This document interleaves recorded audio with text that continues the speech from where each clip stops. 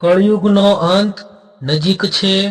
પુરાણોની અંતિમ ચેતવણી અને કલ્કી અવતારનું રહસ્ય. શું તમે ધ્યાન આપ્યું છે કે આજના સમયમાં અધર્મ સામાન્ય બની ગયો છે?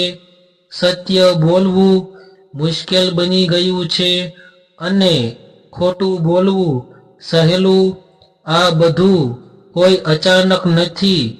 પુરાણોમાં સ્પષ્ટ લખ્યું છે કે જ્યારે કળિયુગ તેની ચરમસીમાએ પહોંચશે ત્યારે માનવતા પોતાનું સાચું સ્વરૂપ ગુમાવી દેશે. કળિયુગ એ સમય છે જ્યાં ધર્મ દેખાવ બની જાય છે અને અધર્મ શક્તિ બની જાય છે, જ્યાં સંબંધો સ્વાર્થ પર ટકી જાય છે, માતા પિતા સંતાનો માટે ભાર બને છે, ગુરુ અને શિષ્ય વચ્ચે વિશ્વાસ તૂટી જાય છે અને ધન જ માણસની ઓળખ બની જાય છે. પુરાણો કહે છે કે જ્યારે આવા લક્ષણો સર્વત્ર ફેલાઈ જશે ત્યારે સમજવું કે કળિયુગ અંતની નજીક છે. આ જ કળિયુગના અંતે ભગવાન વિષ્ણુ પોતાનો અંતિમ અવતાર લે છે. કલ્કી અવતાર શ્વેત અશ્વ પર સવાર, હાથમાં તેજસ્વી ખડગ અને દૃષ્ટિમાં અધર્મનો વિનાશ. આ માત્ર કથા નથી પરંતુ પુરાણોમાં લખાયેલી ચેતવણી છે. કળિયુગમાં પાપને બુદ્ધિમત્તા કહેવાશે, લોભને સફળતા અને હિંસાને શક્તિ. માનવતા પોતાની મૂળભૂત મૂલ્યો ભૂલી જશે. જ્યારે આ બધું અતિશય વધશે ત્યારે ધરતી પોતે જ ન્યાય માંગશે. પ્રશ્ન એ છે, શું આપણે આજે એ જ કળિયુગ જોઈ રહ્યા નથી? શું પુરાણોમાં જણાવેલા લક્ષણો આજે આપણા જીવનમાં સ્પષ્ટ દેખાતા નથી?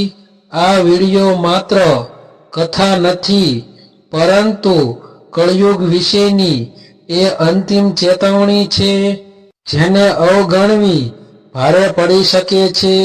અંત સુધી જુઓ, કારણ કે જે સત્ય સામે આવશે તે તમને વિચારવા મૂકી દેશે.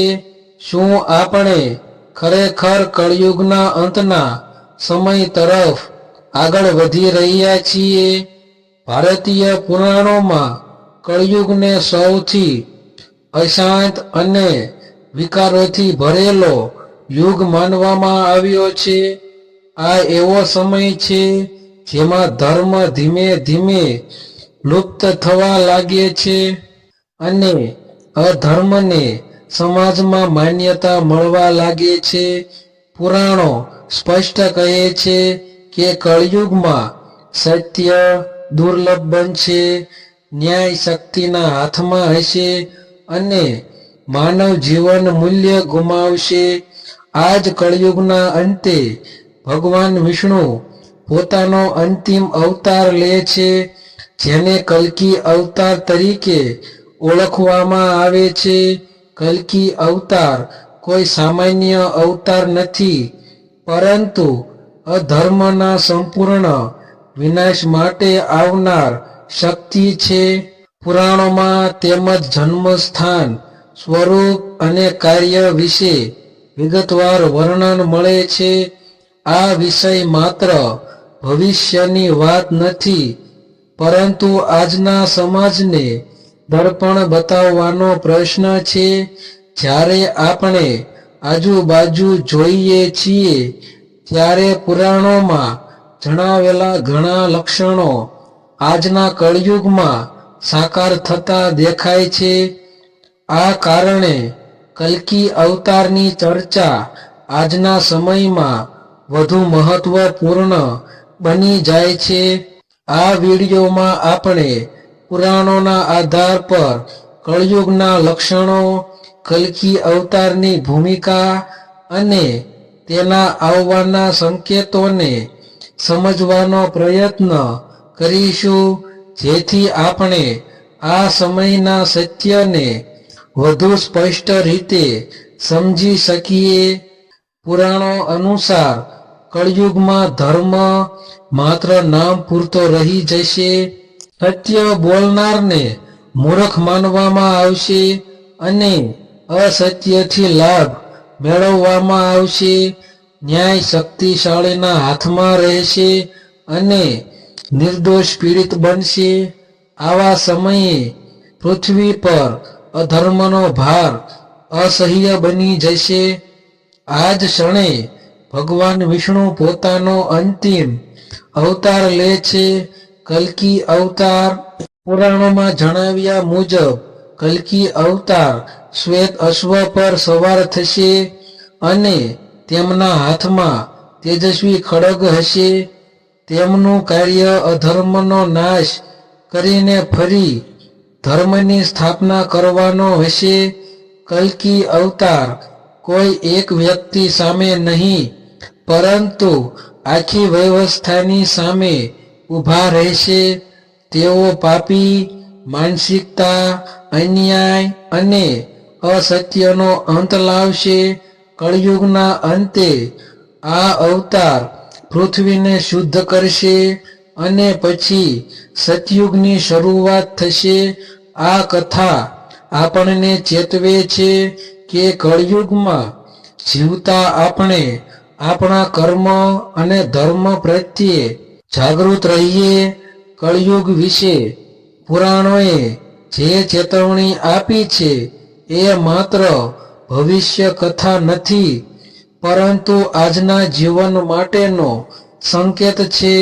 કલ્કી અવતારની આ વાત આપણને ડરાવવા માટે નથી, પરંતુ જાગૃત કરવા માટે છે. જ્યારે ધર્મનો રસ્તો છૂટે છે ત્યારે પરિણામ અનિવાર્ય બને છે, અને એ જ વાત પુરાણો આપણને સમજાવે છે. આજે પણ જો માણસ પોતાનું વર્તન, વિચાર અને કર્મ સુધારી લે તો કળિયુગમાં રહીને પણ ધર્મનું પાલન શક્ય છે. કલ્કી અવતારના આગમન પહેલા દરેક વ્યક્તિએ પોતાનું આગમન પૂછવું જોઈએ, હું ધર્મના પક્ષે છું કે અધર્મના? આવી શાસ્ત્ર આધારિત રહસ્યમય અને જીવનને વિચારવા મજબૂર કરતી માહિતી જો તમને પસંદ આવે તો આ વિડીયોને લાઈક કરો અને તમારા પરિવાર તથા મિત્રો સાથે જરૂર શેર કરો. આવી વધુ પુરાણો આધારિત વાર્તાઓ, કળિયુગના સત્ય અને આધ્યાત્મિક જ્ઞાન માટે અમારી ચેનલને હમણાં જ સબસ્ક્રાઇબ કરો અને બેલ આઇકન દબાવો, જેથી આવનાર દરેક મહત્વપૂર્ણ વિડીયો તમને સૌ પ્રથમ મળી જાય. આપણે ફરી મળીશું એક નવા સત્ય સાથે.